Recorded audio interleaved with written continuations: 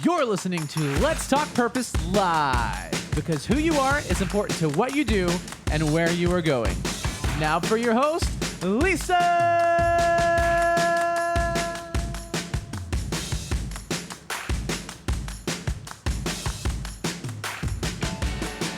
Well, good morning. Hey, Brittany, how are you doing this morning? I'm great. Good morning. This is our first talk show ever. How are you feeling this morning? A little anxious. I'm just ready to get this thing going. Ready to get it going? What are you most excited about? I don't know. Just hearing what the feedback and what people liked and what people are learning, and that's my favorite part. Yeah, favorite part. So let's talk purpose. Exciting topic. I believe you came up with the title. I did. Yeah. That was my, contribution that one day. It was a big contribution, though. Well, yeah. I was just excited to be chosen, the chosen one to be your The sidekick chosen here. one to be my sidekick. So I had to, add a little something in there. So interesting. I'm trying to multitask here. I mean, I feel like this takes a lot of talent. So like we have to, as soon as it starts, we have to start all these watch parties. And then we have to make sure we don't want to miss any comments. Everything's being cross-posted. So you can be catching this either on Lisa Schwartz LLC. You can be catching it on Crazy 8 Ministries. You can be catching on any one of our personal. I think I have shared it to my personal. I don't know. I'm trying to find the Crazy 8 one. I'm not seeing it. Well, all right. Well, we'll have Liz behind the scenes. Keep an eye on Crazy 8 comments. She's got us covered. Look, she's over there just cool as a cat. Yep, there she is right on the screen. We were hoping we would be able to catch her on the screen. She tries to hide behind the scenes, but you can't hide from Taylor because he will find you every time. Gotcha! Taylor behind the scenes, running all the magic. Thank you for being with us today, and thank you for making us sound good. Always. There it is. All right. So this morning I want to share with you about our sponsor, Moretti's Gourmet Olive Oils. Here we have look how beautiful. Oh, nice. So it says olive oil, vinegar, popcorn, and it's so much more. So many things that they have. I'm kind of upset they don't have truffles on there.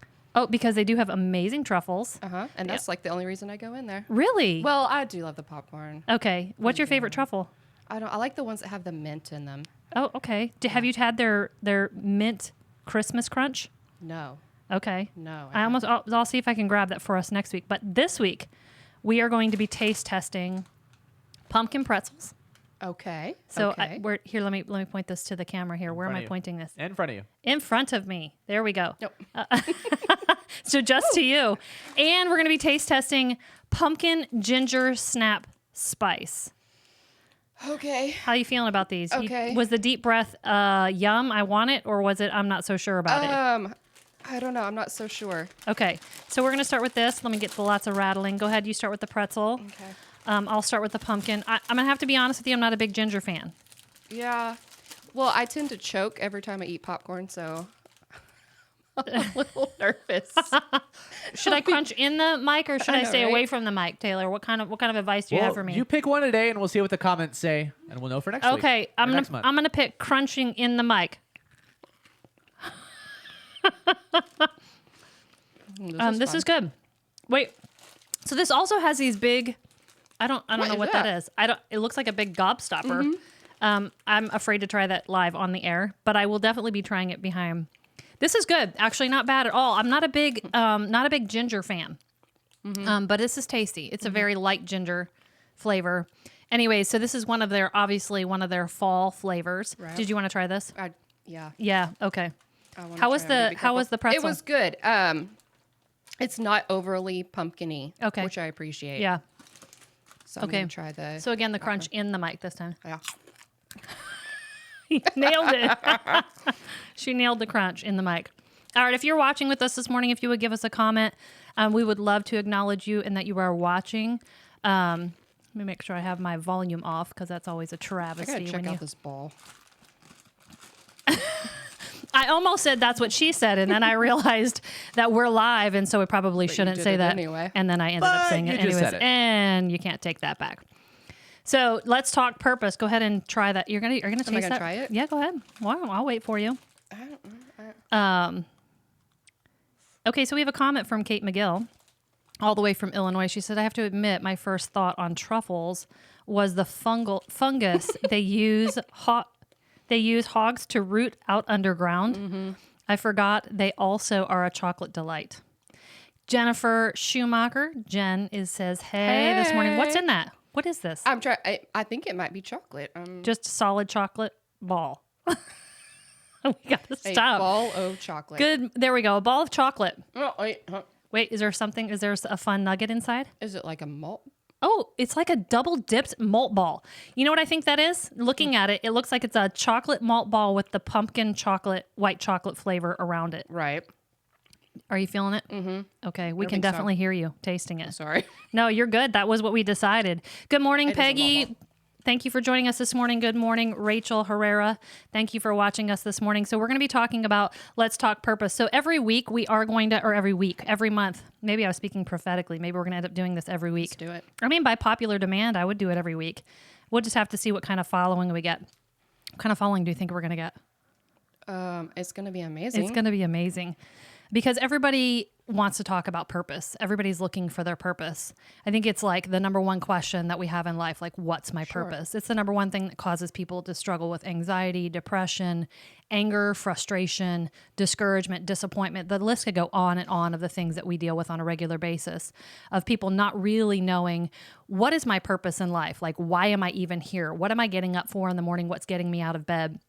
And this is the passion of my heart, is to really give people unction, motivation, understand their design in Christ, and not just come to a place where we believe it, but come to a place where we're walking in it. So, I mean, we're talking about two totally different concepts. Right. Completely. Right. And this is one of those things that, I mean, whether you're a believer or not a believer, it doesn't really matter. I mean, everyone Yes. is looking for their purpose in Yes. life. That's just one of those. I mean, I did some research just online and, you know, through psychology magazines Yes. and stuff like that. I mean, it's just a big topic. And It that's is a what big everyone topic. wants to know. Yeah, and I love that you brought that up because, obviously everything that we do is from a biblical perspective.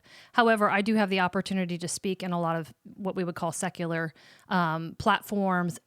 I work with a lot of clients who are not believers, and it really doesn't matter because we all have the same innate desire, and that is, what in the world am I here for? We all have this passion to have an impact. You Right. know, we want to leave a Right. legacy. Right. Who doesn't want to leave a legacy? Right. And, I'd just be curious to see how you would focus on someone who is not a believer. Is that any different? It's really not. I still speak the source. I just don't say who the source is, right? Okay, yeah. So I'm still giving them truths. I'm still talking about everybody's, intrinsic motivation. We talked about that last night in my live readings, and everybody's born with intrinsic motivation.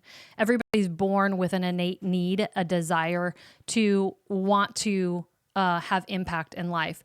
And so I can use truths, I can speak scriptures without saying this is what the scripture says. Right. Now, occasionally with somebody who's kind of testing the waters, I'll say, oh, by the way, that's in scripture, and just kind of wet their palate a little bit. And so I would say, not to chase any non-believers away, but the majority of the people who work with me, by the time they're done working with me, they've come into the knowledge of Jesus Christ, which is great. Of course. So we have every month we're going to have a different theme, a different topic. We want these topics to be, I say relevant. We want them to be relevant to counseling, life coaching, everyday challenges that we face that keep us from really experiencing life to the fullness of the freedom that we can be walking in. So I posted on my LLC wall yesterday, I think it was, Yes. and asked if anybody had any topics. Yes, and We got some. We did get some. So let's talk about some of those topics that people are interested in.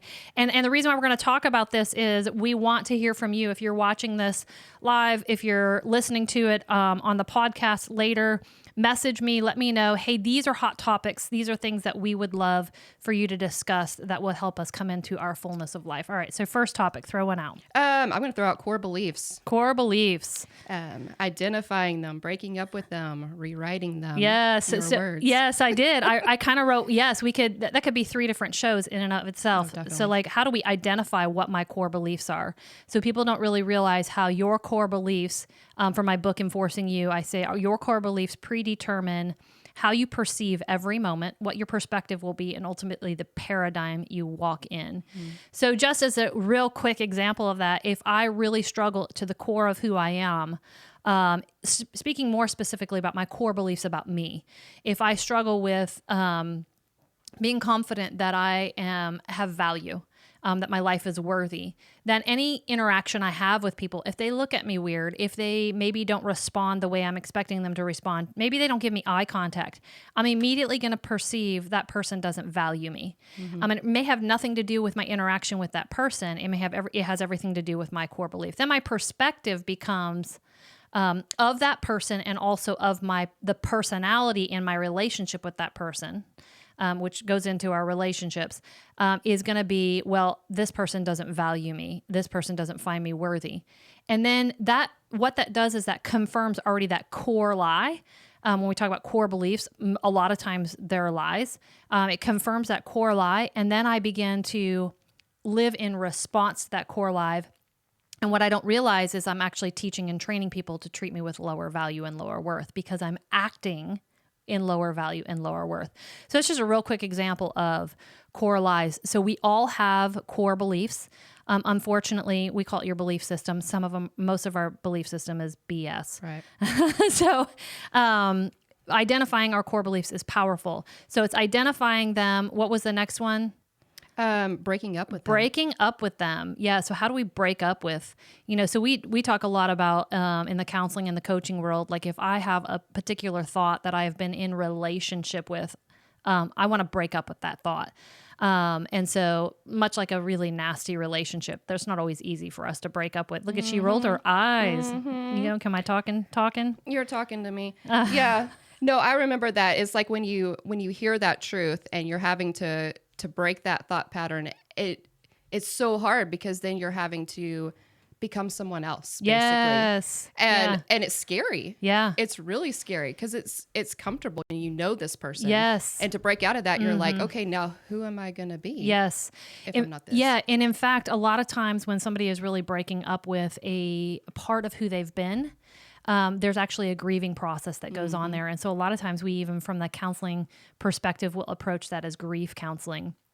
And really kind of walk them through that process, especially if they're breaking up with a pattern that goes along with that belief system. Right. So that's going to be, that could be, 2 or 3 segments in and of itself. So it's identifying your core beliefs, breaking up with them. And then what was the third part? Rewriting them.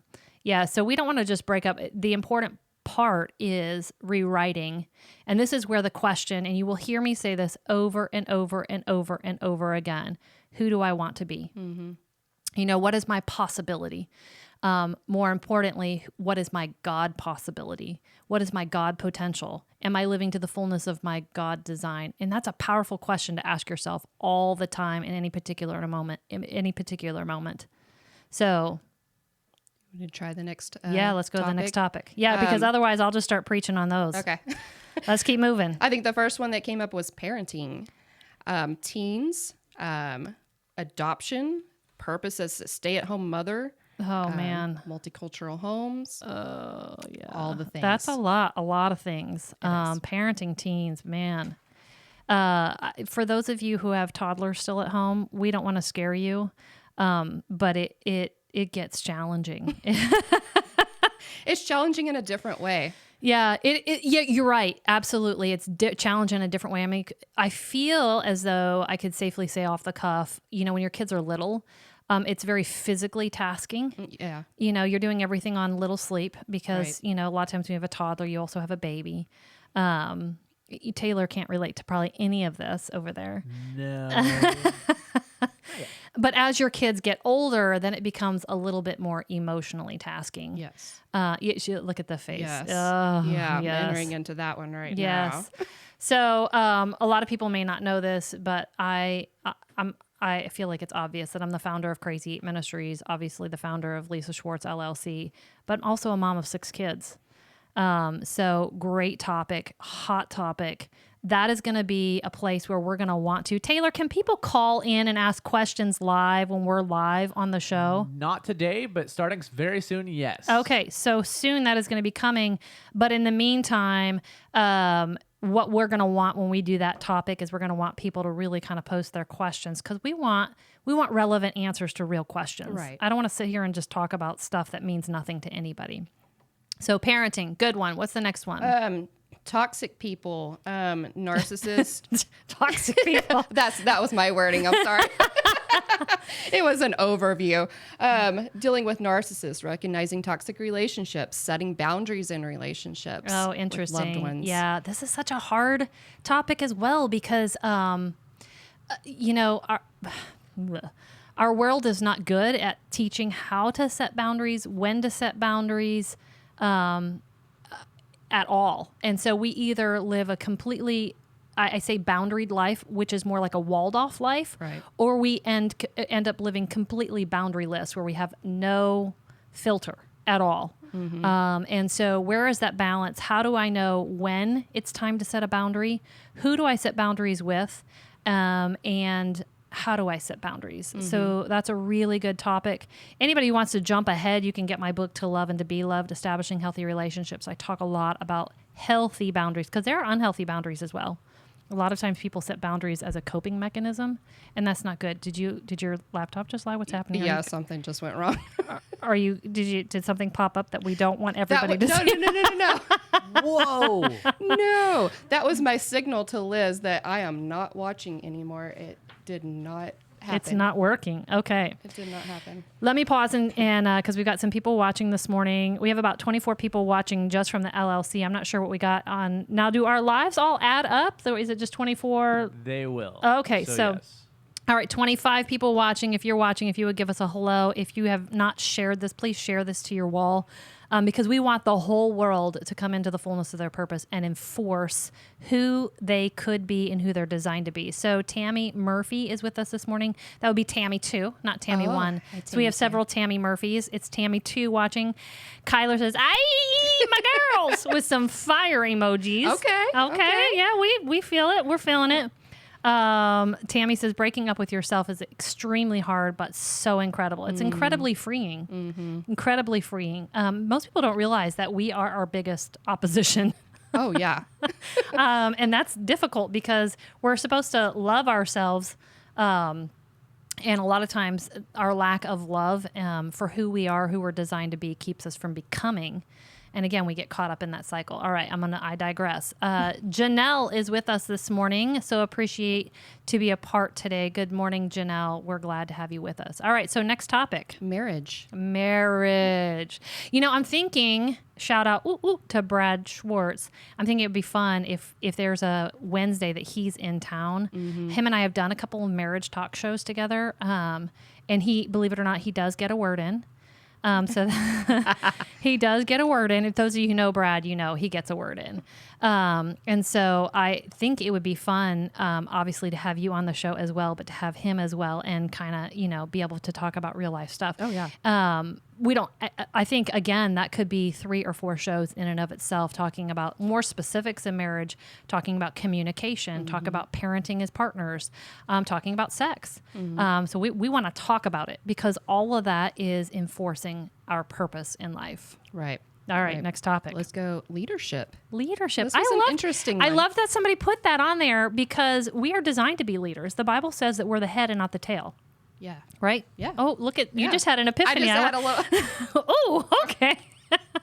I just never connected And so that it verse to begins. leadership. So, Yeah. okay. The head and not the tail. It means I'm out in front. That's right. I'm not behind. And so every single one of us are called to be leaders in areas of our lives. And that doesn't mean I'm called to be a leader of necessarily politics or business or this.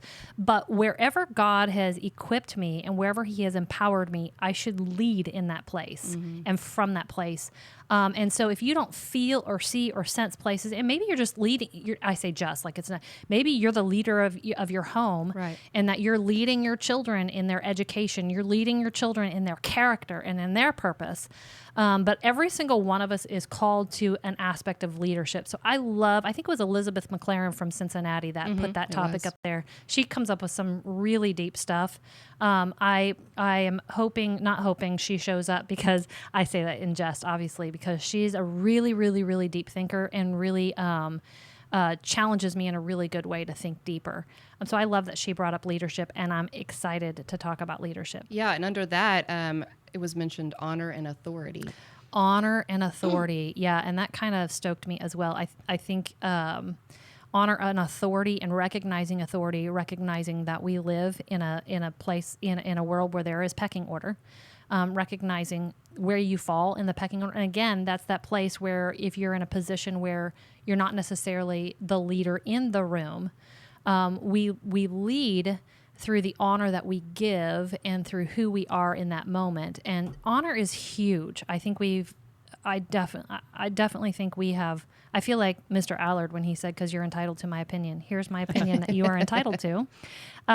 We live in a society that has lost the art of honor.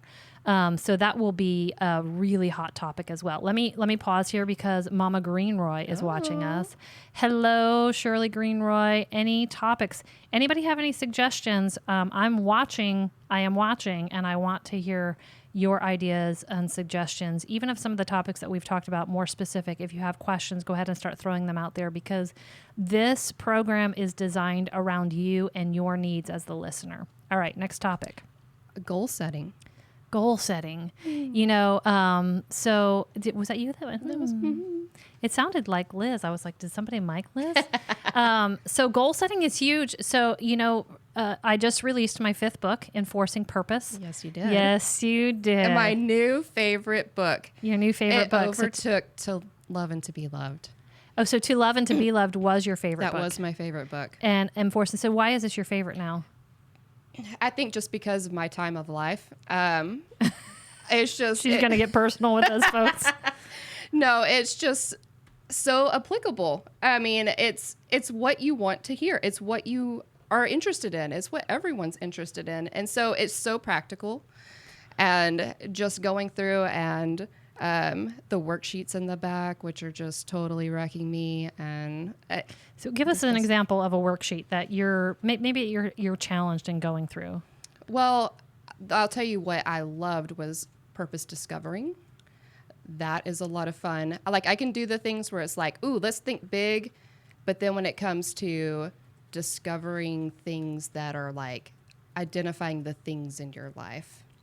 So when we say the things, I'm talking about specifically the things that distract us and keep us from from accomplishing what we intend to accomplish in a moment, right? Right. Like we all kind of wake up with, whether we realize it or not, we all wake up with somewhat of an idea of what we're going to be doing that day.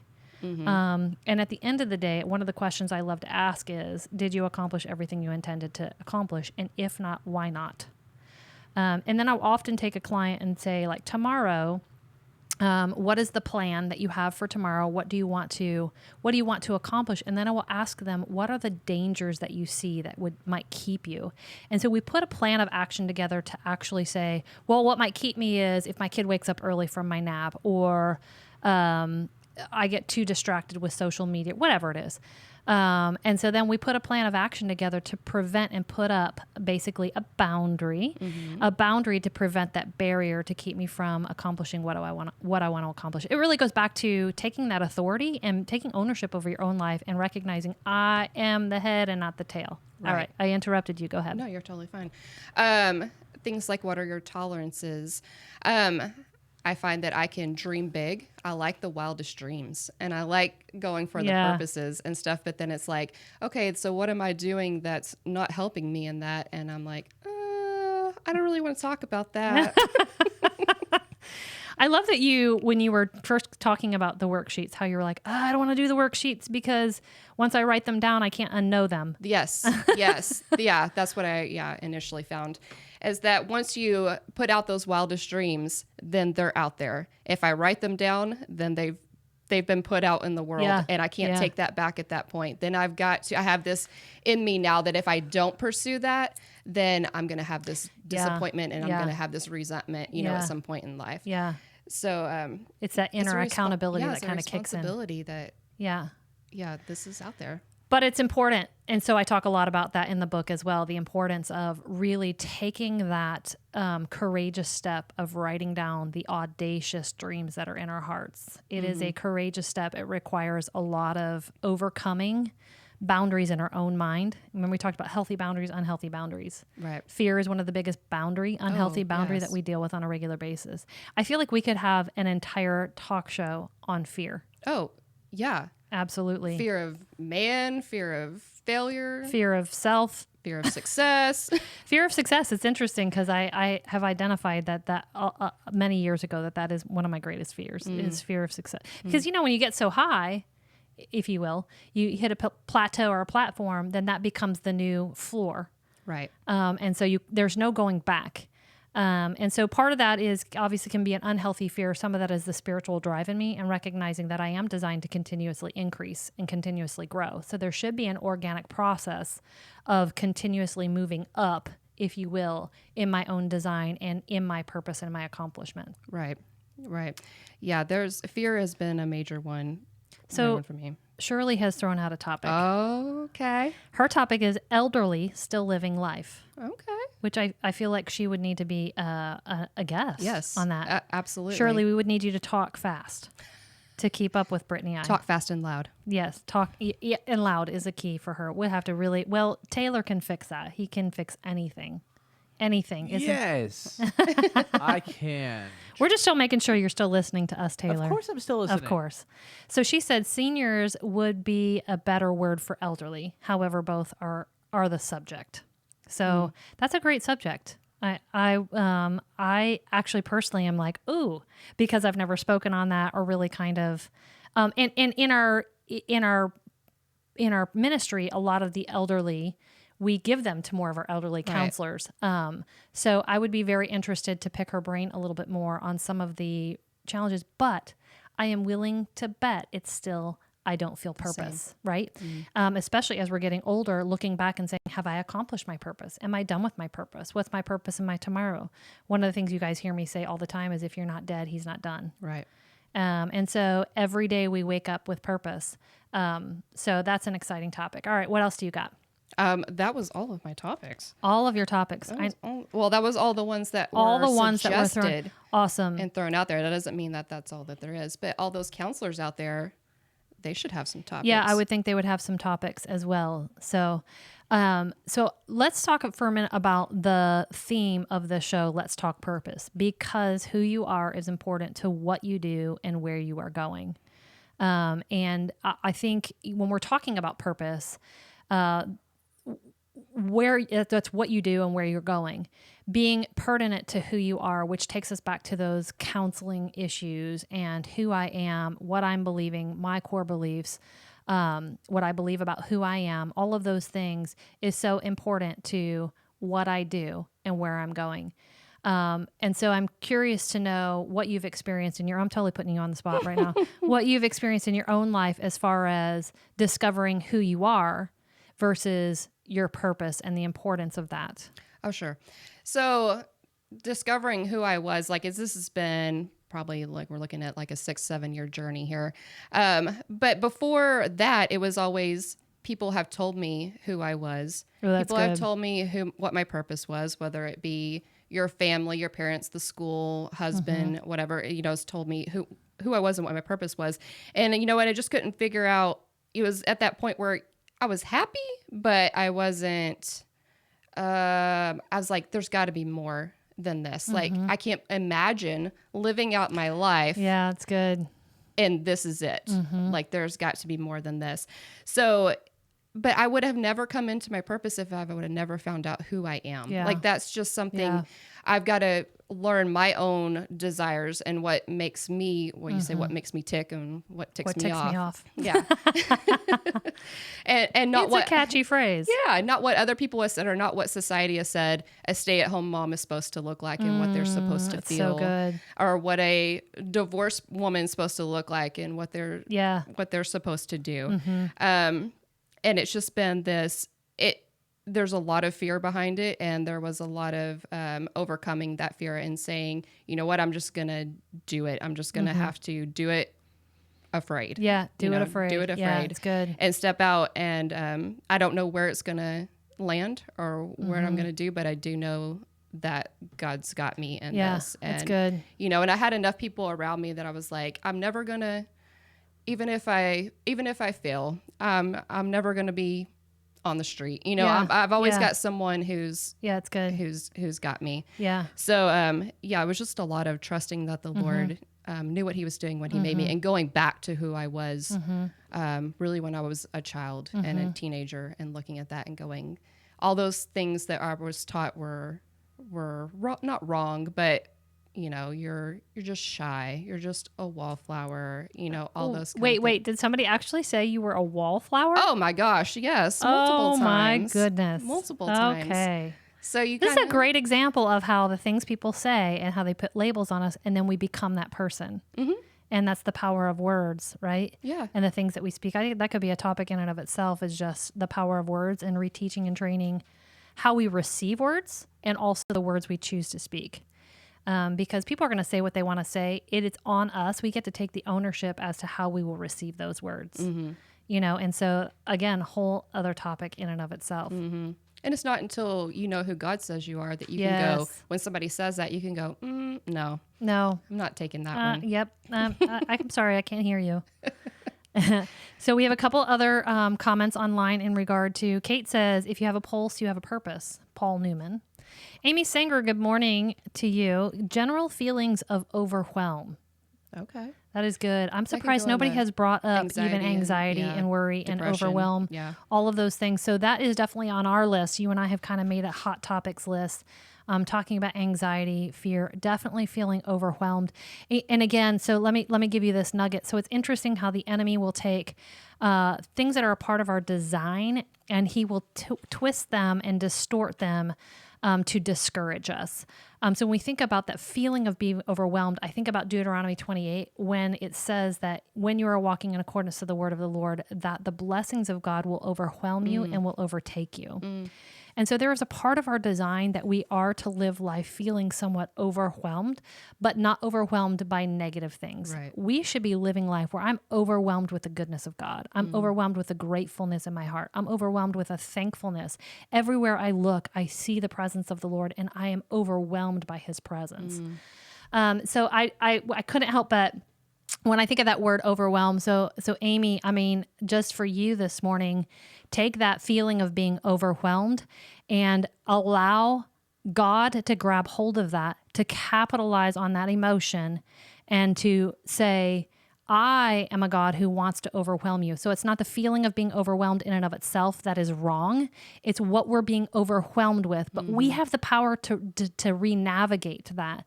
And so I just, Amy, I just want to encourage you. This is how what will be great when people come in, because we can speak directly and very practically to people in their moments. Right. So Amy, grab that word. I would even take that word. I would write it on an index card. And I would write all the lies that are overwhelming you right now. I would cross those out. I would flip the card as a picture, a prophetic image of flipping the script. And then write the word overwhelm again and begin to rewrite the script and write the ways that God has overwhelmed you. And so in a moment, you're choosing not to dismiss or ignore the emotion, but you're choosing to allow it to come into the authority of the kingdom instead of this world.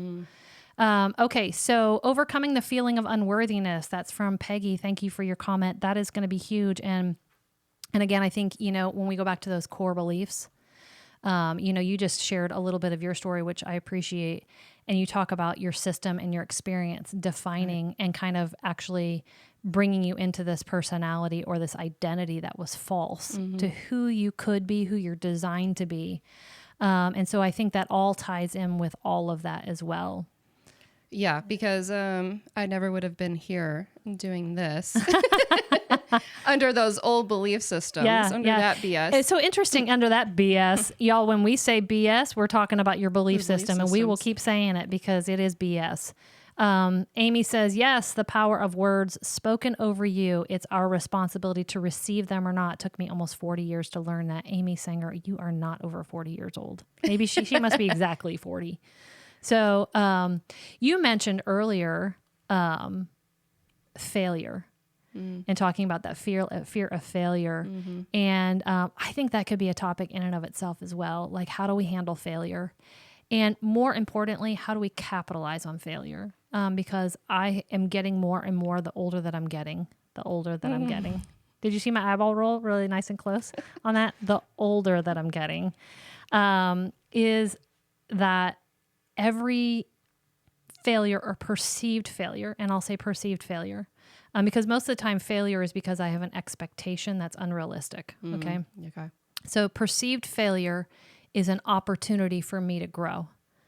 And when we learn to capitalize on this, we no longer fear failure, but we welcome them in some regard as a part of life, and we understand the power of failure to really increase who we're designed to be. So just a real quick nugget on that. Oh, so she said she's almost 40. She's 38. Oh, I was like, oh, she's right there with me, but she's a little bit younger. How old are you? 39. 39. Well, we're going to be having some parties coming up. Oh, no. We're going to be having some parties coming up. Liz, I see you're texting me. Is this something I need to be looking at right now? Okay. I was like ignoring her. I'm like, why is she, okay. So these are all comments that are coming from Crazy 8. Yeah, Crazy 8, your LLC. Okay. Why am I not seeing all these? What am I watching here? You are not your LLC, but your private watch party. That's what I'm watching, my private watch party up You're here. watching the LLC. I'm watching your private watch party. Okay. All right, y'all. I'm so sorry. So Liz, thank you, who keeps me, y'all don't realize, but Liz is affectionately, I call her my brain. Because there's no disagreement. I kind of like live in this spiritual la la land. You're in the woo woo. I live in the woo woo. And I don't like to come out of the woo woo. So Liz in the woo woo, that is her gift, right? My gift of the woo woo is the manifestational gifts of the Holy Spirit and speaking and teaching and training and writing. And so it requires me to stay in my right side of my brain. Liz's gift is on the left side of her brain. So brain health, we could be talking a lot that's about. a good one. Yeah, I have a certification in brain health, so that would be a great topic as well. Okay, so a comment from Kimberly Nelson. I so get that comment on finding purpose for yourself, not letting others tell you your purpose. Awesome. Thank you, Kimberly, for joining us this morning. We have received your comment and appreciate your participation in our discussion this morning. From the private watch party, a few hellos from Karen Baker, Rachel House. Good morning.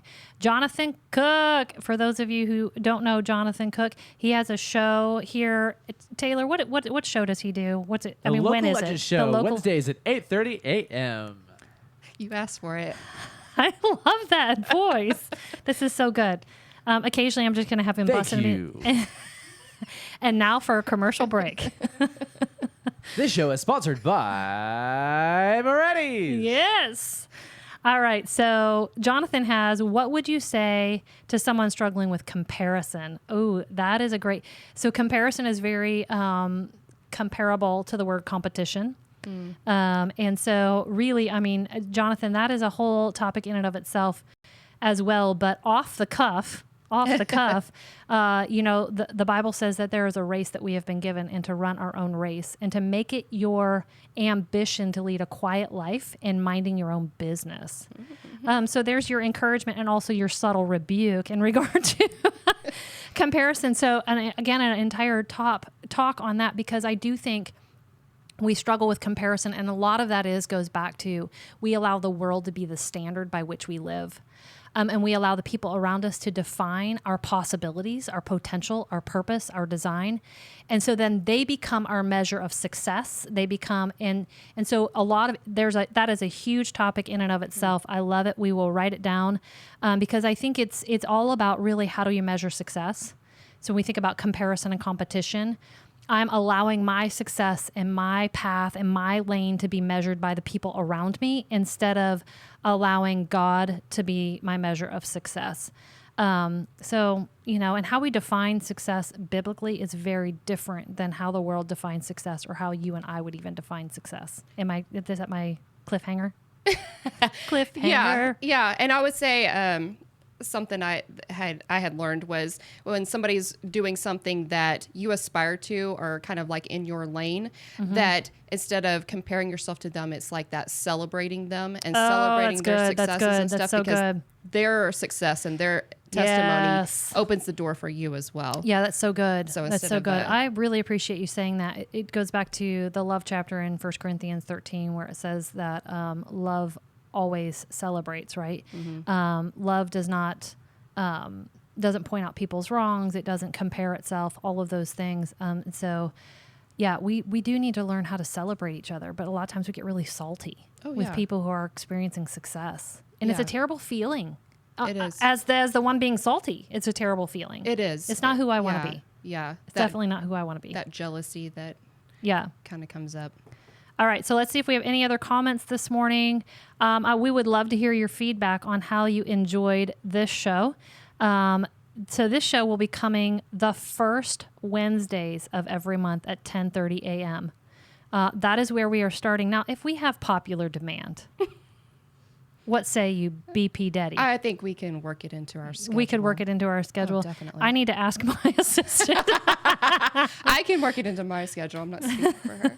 I'm not allowed to put anything into my schedule anymore because I really have the gift of botching it up, which is why I'm blessed with this lovely lady over here. But yeah, so we really are going to start with the first Wednesdays of the month, 10:30 live. If you miss the live, the beautiful thing about Facebook Live is you can rewatch. So if you are rewatching the show, if you would just put a comment in that said, I watched the replay, I rewatched it, that would be great. Obviously, it's going to be also produced as an audio podcast that will be produced on my podcast channel, I guess is what you would call it. So that sums us up. If you want more information or resources on how you can enforce purpose in your life, go to www.lisa-schwartz.com. But until the next time, enforce your purpose because who you are is important to what you do and where you are going.